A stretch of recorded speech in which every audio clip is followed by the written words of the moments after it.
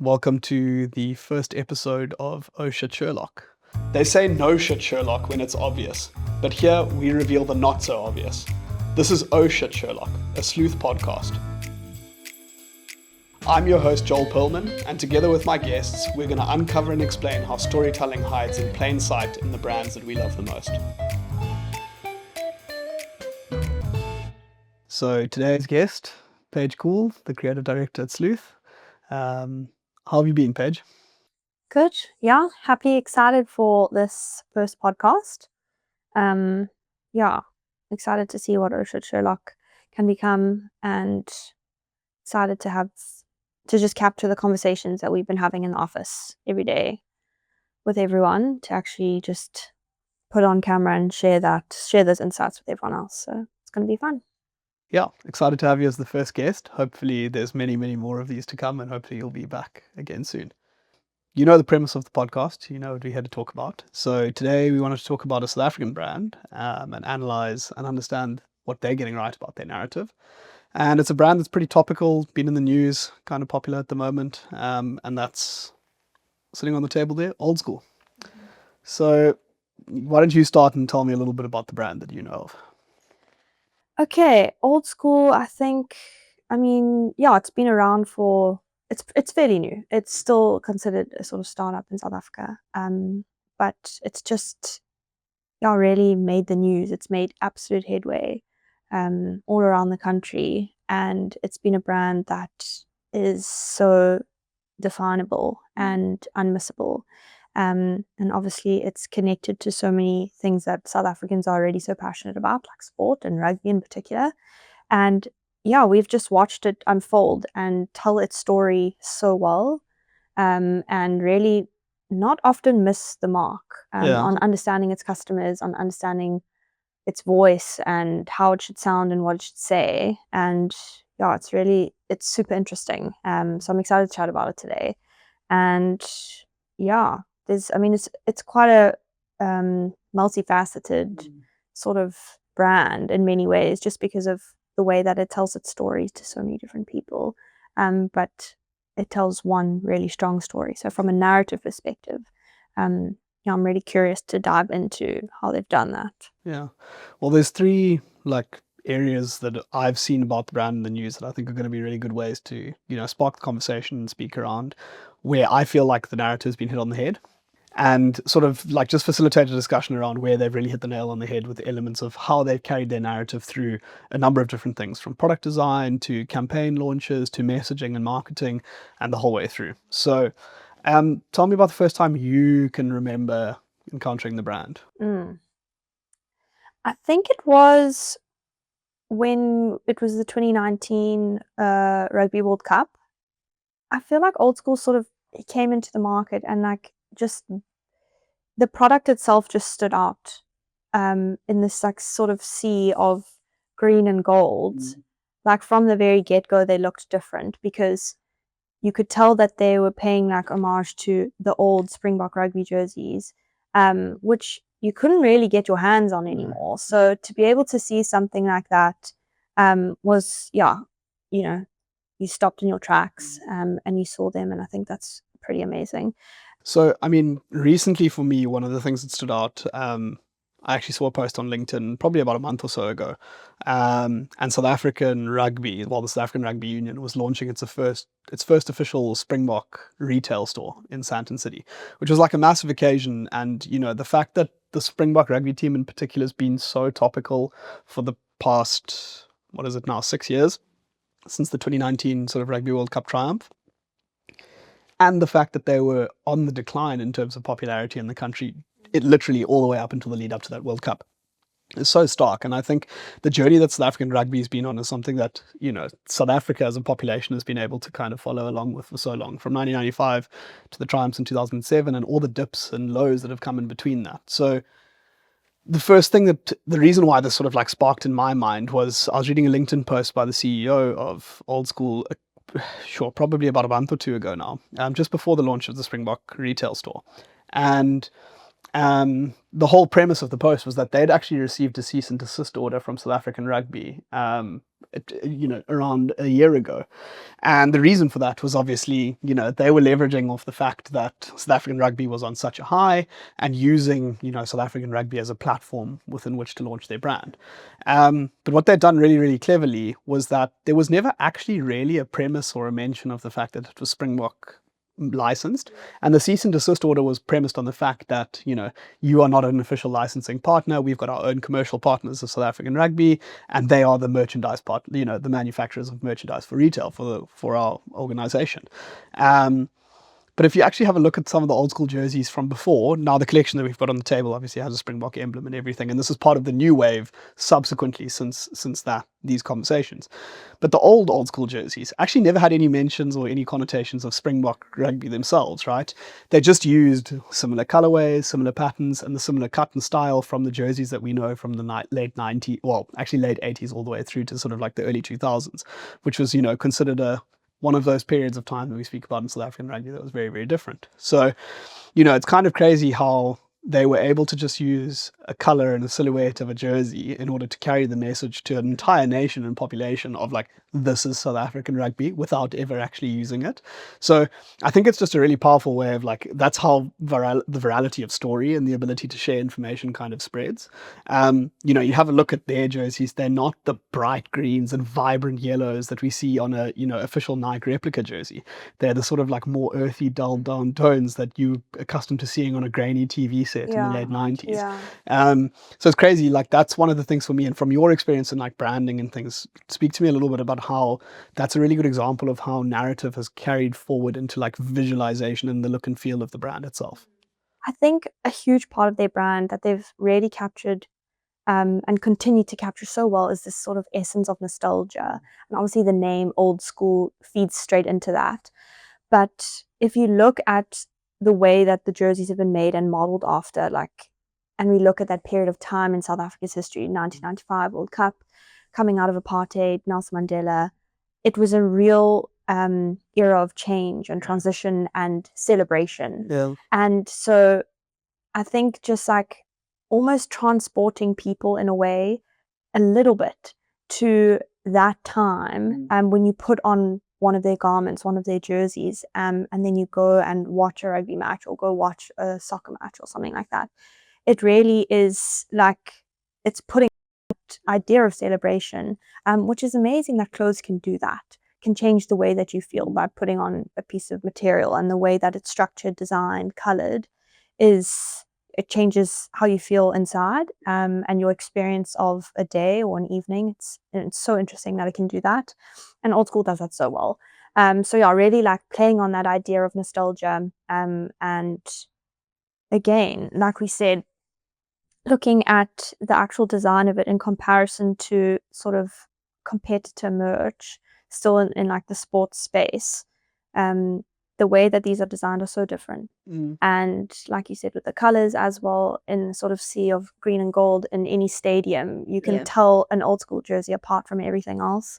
And sort of seeing these, being able to like identify an actual Old School jersey in the sea of green and gold, just solidifies the fact that they've done a really good job at that. It's so funny, like a few weeks ago, I was at Cape Town Stadium, well, firstly at the V&A waterfront before the rugby match for the Cape Town Stadium for the Barbarians game. And I actually challenge anyone that's kind of like looking or even watching on TV or going to attend a Springbok game, like kind of notice the transition and the difference between how much of the merch you kind of see and that people, like supporters gear that people are wearing, is the official Nike replicas versus, some of the old school stuff. Just watch like when the camera pans around the stadium for the national anthems. It's crazy to see like the difference and how popular and common it is. Walking around the V&A waterfront, floods, sitting in the stands, and it was a terrible, cold, rainy day in Cape Town, and people are popping their rain jackets open during the national anthem so you can kind of see the merch they're wearing. So, it's just a really interesting way to have done it. And to speak to your point about like nostalgia, just have a look at the way that they've carried that through to like their retail experience, is a really cool like nod to that.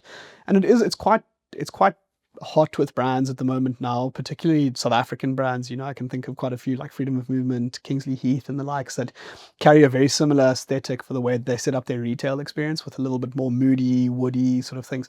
And that's not necessarily the Springbok brand itself, but if you have a look at the Springbok store they've set up in Sandton, like it's very much an old school store, and they are now the official merchandise providers for, or leisurewear, I think is the way that's framed, leisurewear providers for Springbok Rugby.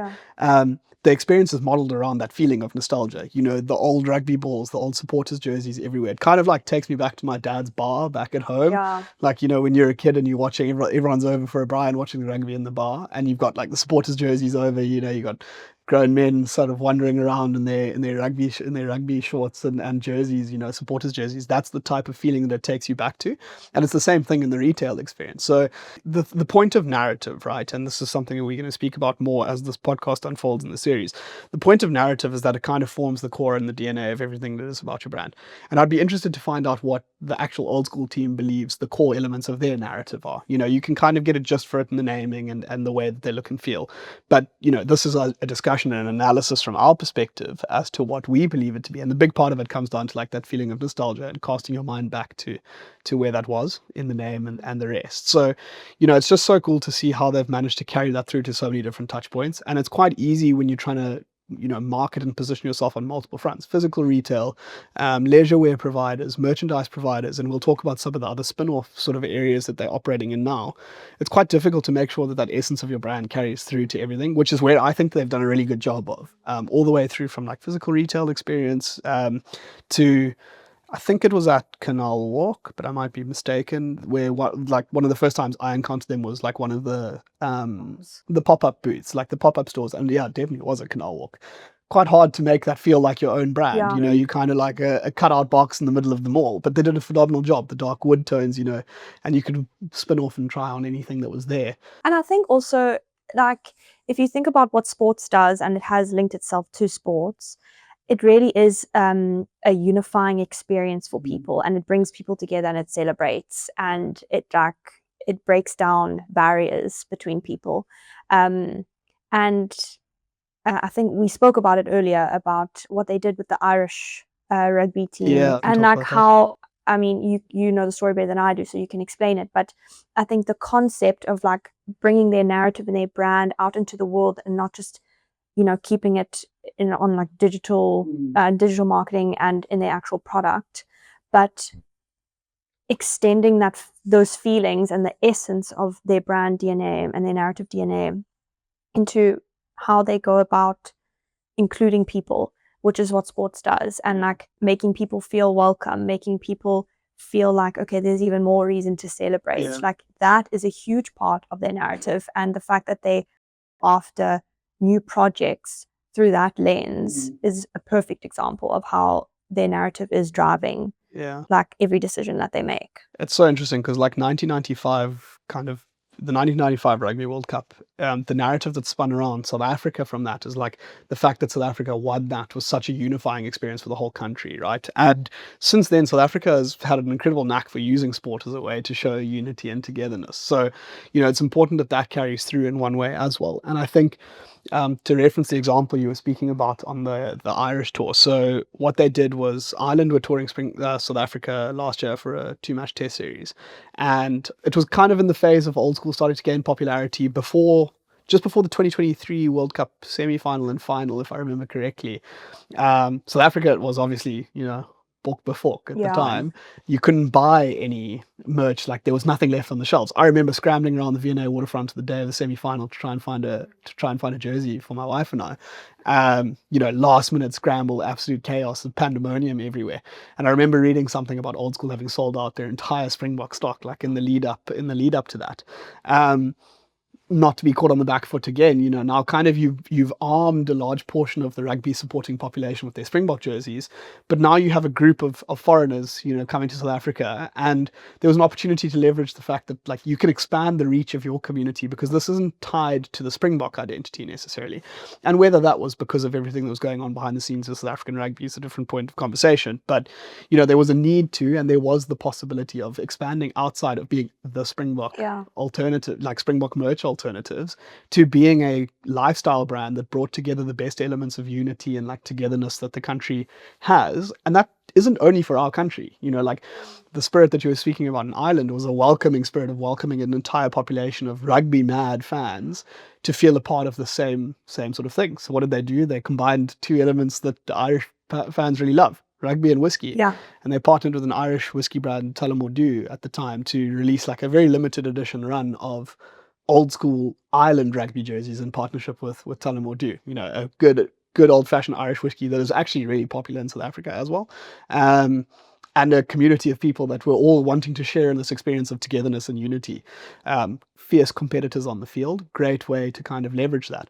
Obviously, from a product standpoint, it wasn't too difficult to pivot. It's kind of the same colors that they were using. So the actual ability to adapt the sort of like product material to that is also fairly straightforward, but a really clever way of doing that. Now they started to carry those partnerships into a whole host of other things. I saw just this morning a partnership with Toyota South Africa that's sort of come up. They've done some more corporate sort of like partnerships, which we can speak about, which is more of a business model thing in my standpoint, like from my view, but also really cool to see how that's the feeling of like togetherness and unity that they're trying to carry through. You know, gone are the days of old corporate merchandise, you know, welcome to the company, here's your mouse pad and a water bottle and a coffee cup for your desk. You know, how do you tie that feeling of like unity and togetherness into something? And there's a great way to do that. So particularly for brands that share a similar identity of having been around for a long time, you know, like the stability of the partnership with Toyota or Old Mutual and the likes, like these have been around forever.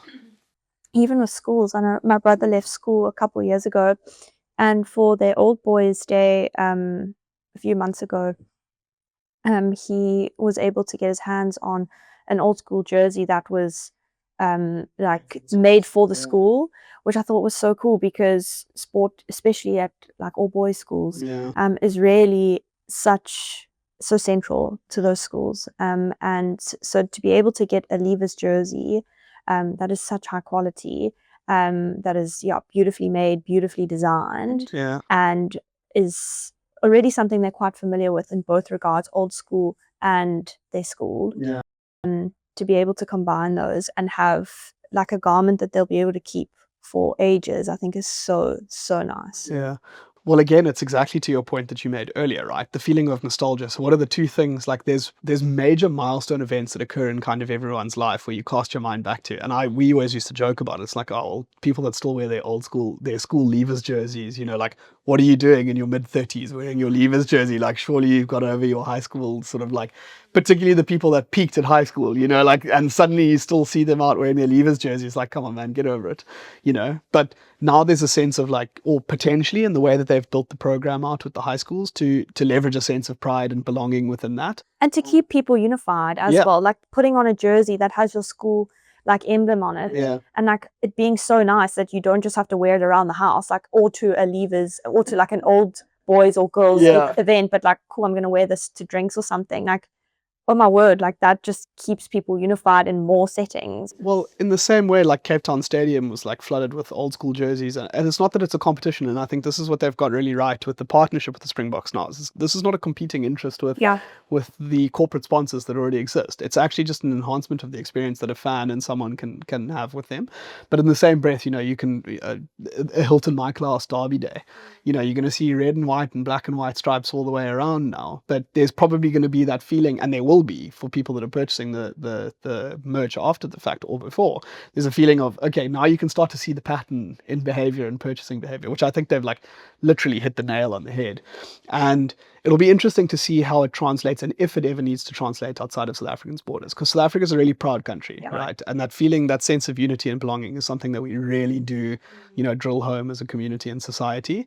And not to say that there's not other patriotic countries that would benefit from the same way or behave in the same way, but I just think the idea and the way that they've started it from here has absolutely hit the nail on the head.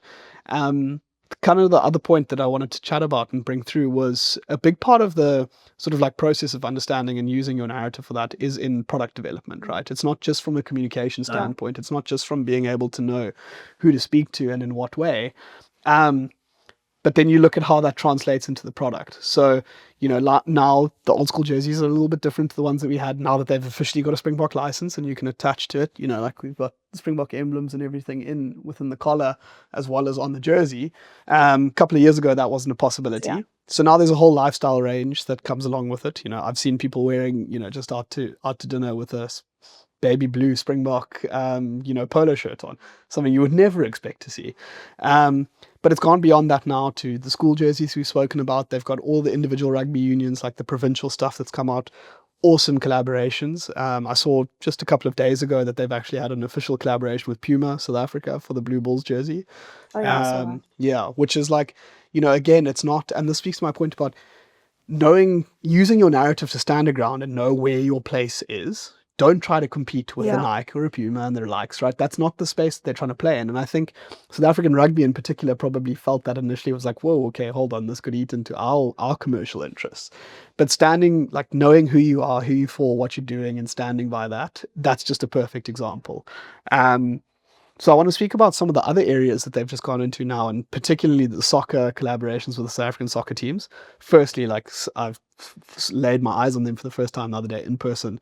The Orlando Pirates and Kaizer Chiefs, like knitted jerseys, the most insane quality products, like crazy good quality products. But let's just speak a little bit about that and how you see that unfolding in terms of like other areas of interest that are not rugby.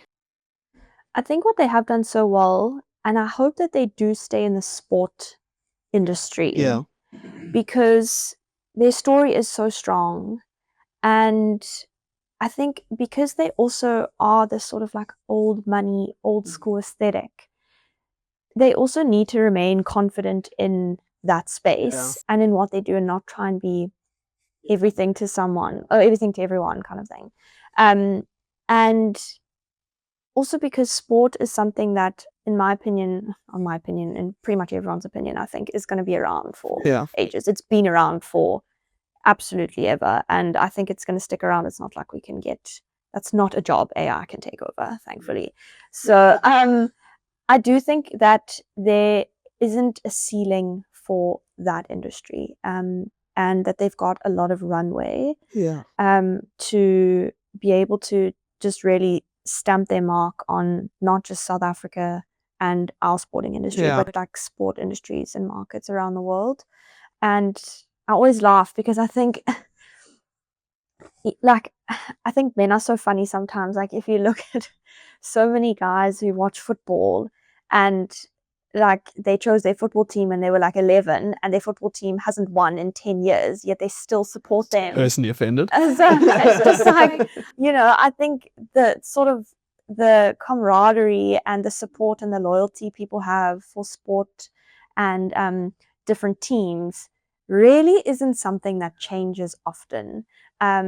So men are more loyal to their sports team than their partners. Yeah, like literally, it's crazy. Yeah. I think it's the funniest thing, but I mean, it really works in the favor of the likes of an old school, But I do think that there is so much space in terms of them being able to do this and take this into other parts of the world, and especially if the quality is, stays as incredible as it is now, they'll be able to do this really well in the likes of obviously I'm thinking like massive rugby countries like Australia, New Zealand, the UK, France, and the likes. But I think there is a lot of space to be able to, just tailor make this product for other parts of the world, but still not wavering too much from the story that they're telling. And that story isn't about the Springboks. That story is about human beings and about unity and belonging and connection and celebration, which is really at the core of who we are as people. So at the end of the day, it's got nothing to do with the Springboks and everything to do with human beings. And that's exactly to the point that I was thinking of earlier. That is primarily where you see the narrative playing out, is that it was always such a big risk, perceived or not at the time, to tie your brand's identity so closely to someone else's, right? That's always a risk. Launching your product and your actual business and brand off the back of partnerships and collaboration, particularly with a big organization, the risk is always going to be there that you can kind of fall by the wayside and become the secondary sort of like player here. but they've done a really good job of removing their sense of identity from the South African rugby identity. And I think that was probably the biggest risk, and that's the biggest risk that they've already overcome. And doing that, thinking of your narrative through the lens of like the feeling of belonging, and that's an innate human desire. That's something that we all crave as human beings. It's not a South African thing necessarily. I think it's amplified in our societal context, but I don't think it's a South African thing only. And I think that's where you're going to see it play out. And the Orlando Pirates and Kaizer Chiefs collaboration and that supporters merch, like very, very different to what they've done in South African rugby as well. Very different target demographic. I'm very interested to see how the crossover starts to happen. And I remember so distinctly like the crossover when the Springboks played their first rugby game at the F&B Stadium after the World Cup, after the 2010 World Cup.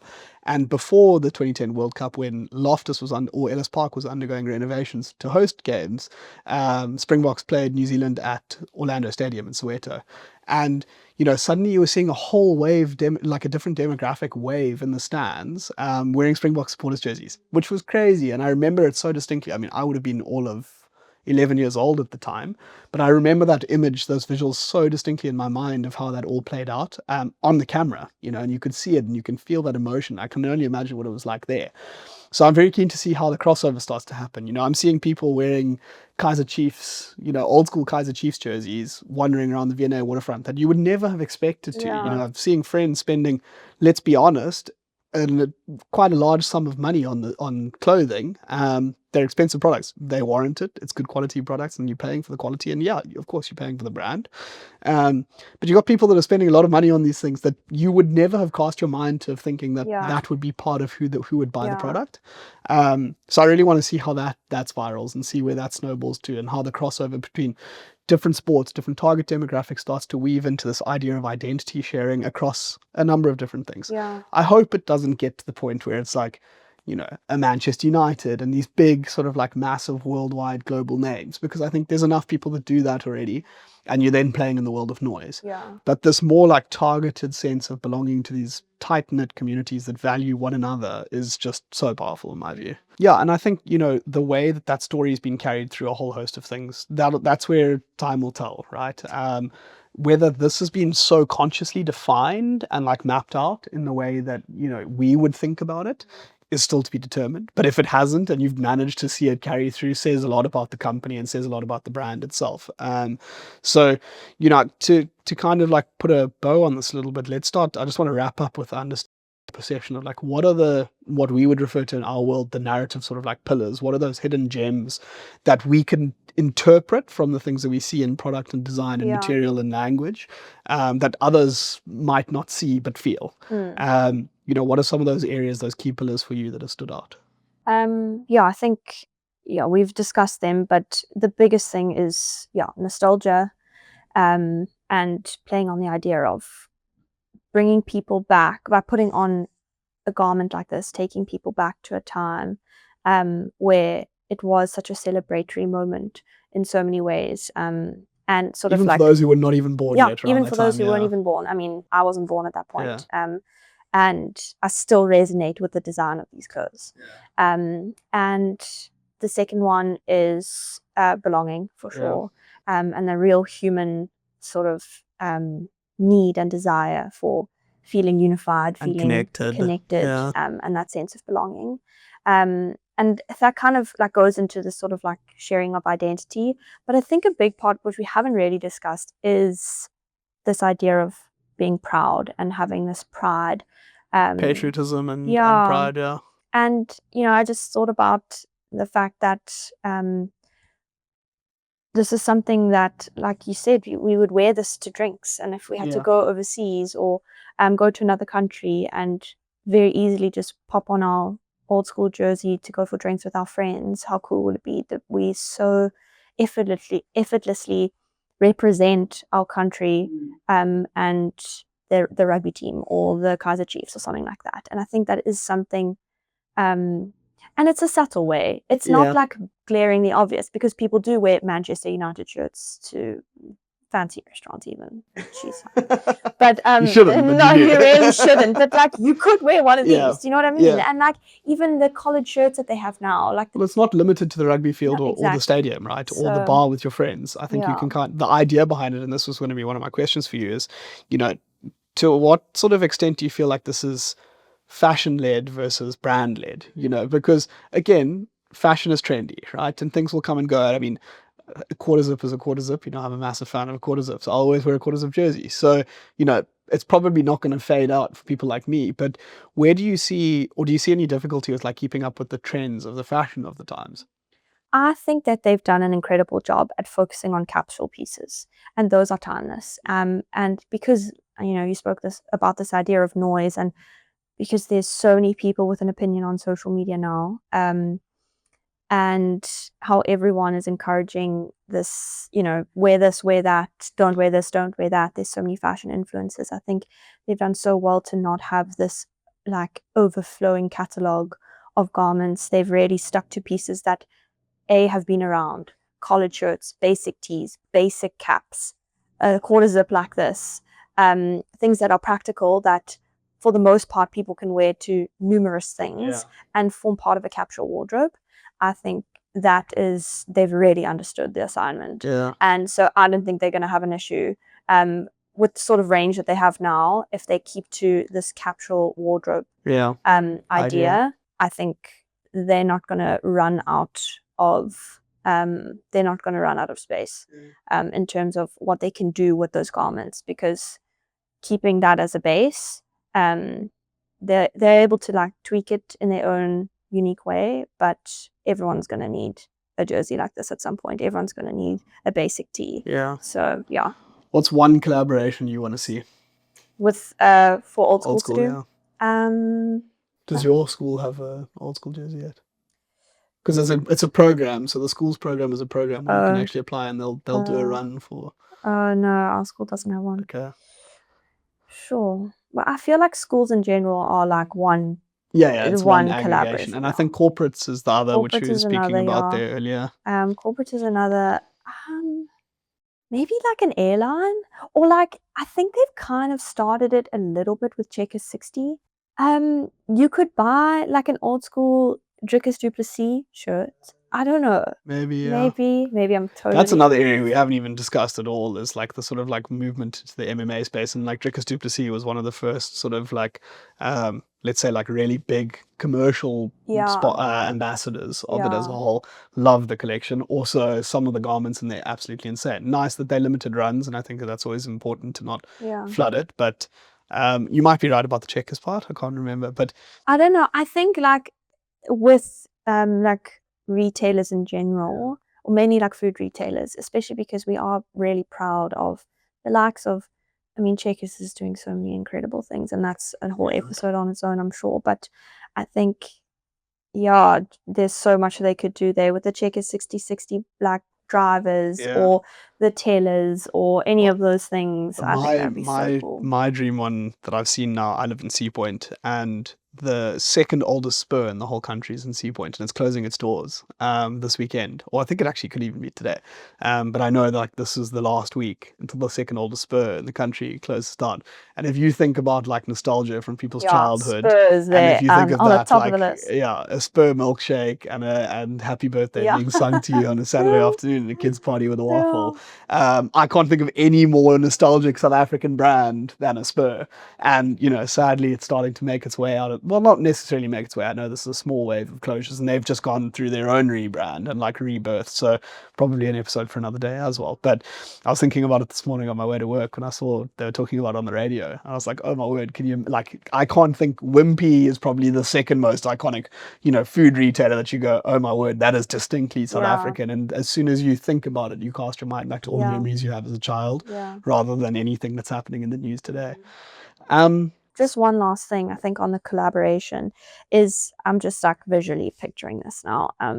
In a Checkers store, like a lot of the time when there is a rugby match, like on a Saturday, and a lot of shops will already have like braai specials and meat specials. Like imagine everyone in the butchery having like an old school apron or something, or like people selling like boerewors rolls outside with like an old school like little trolley or something like that. There's so many things they could do. So I think, and everyone will go to the shops to buy stuff for their braai, to watch the rugby Yeah. or to watch the football or to watch the cricket or something like that. So I think that could be a really cool collaboration. But also, again, not with the likes of the Pick and Pay and the Woolies and the Checkers. Like, choose one and, like, enhance the experience for that retailer. Yeah. Just so, again, you don't try to be something to everyone kind of thing. So One item off the catalog to add to your wardrobe. I What are you want adding? this. That one. I really want this. Yeah, Okay. this is. Green and white. I have a hat. Okay. I have a cap. But this is what I want. It's beautiful. And also, I would love if they made it's quite similar to the shirt that you're wearing now, Yeah. the baby blue collared shirt. Like, make them for women. Geez, like, I will, wear that thing every damn day. They're beautiful. With the Springbok emblem and all. With the Springbok emblem, yeah, I'd wear it any day.